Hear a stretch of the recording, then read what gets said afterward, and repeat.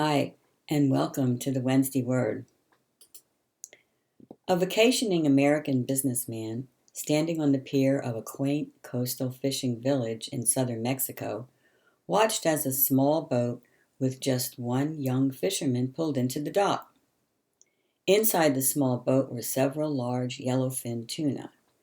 Enjoying the warmth of the early afternoon sun, the American complimented the young fisherman on the quality of his fish. "How long did it take you to catch them?" the American casually asked. "Oh, just a few hours," the fisherman replied. "Why don't you stay out longer and catch more fish?" the businessman then asked. The fisherman warmly replied, "With this, I have more than enough to support my family's needs." Now the businessman then he became serious and he said, "But what do you do with the rest of your time?" Responding with a smile, the fisherman answered, "I sleep late, play with my children, watch ball games, and take walks with my wife. Sometimes in the evenings I take a stroll into the village to see my friends, play the guitar, sing a few songs." The businessman impatiently interrupted, "Look, I have an MBA from Harvard, and I can help you to become more profitable. You can start by fishing several hours longer every day. You can then sell the extra fish you catch. With the extra money, you can buy a bigger boat. With that additional income that larger boat will bring, before long you can buy a second boat, then a third one, and so on, until you have an entire fleet of fishing boats."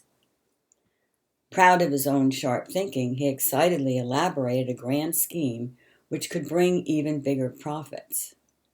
Then, instead of selling your catch to a middleman, you'll be able to sell your fish directly to the processor or even open up your own cannery.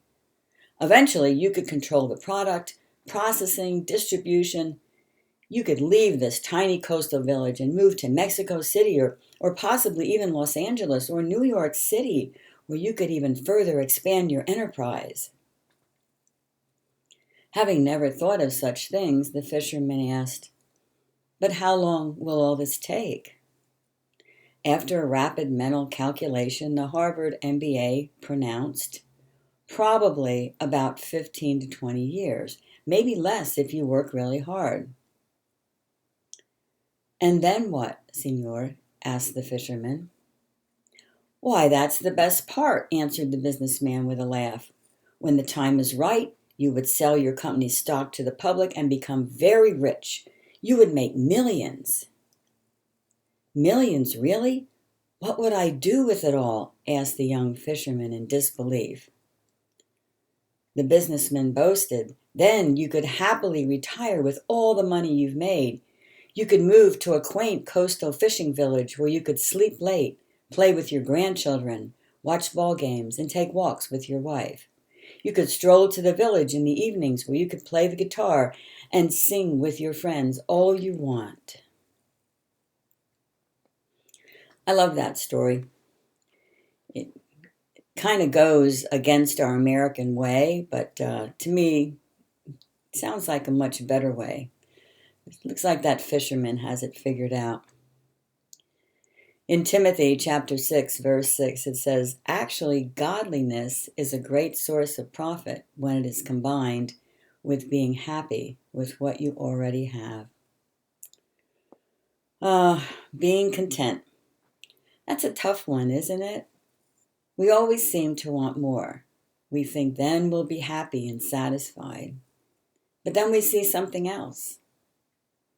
We can spend our whole lives working to make more and more money, only to look back and realize we never took the time to enjoy the things we had. The scripture from Timothy goes on to say that the love of money is the root of many evils, and we can run into a lot of trouble if that is our goal.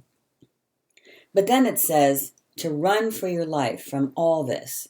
Pursue a righteous life, a life of wonder, faith, love, steadiness, and courtesy.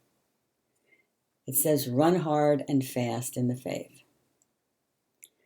So, the moral of the story, know what really matters in life, and you may find that it's already much closer than you think.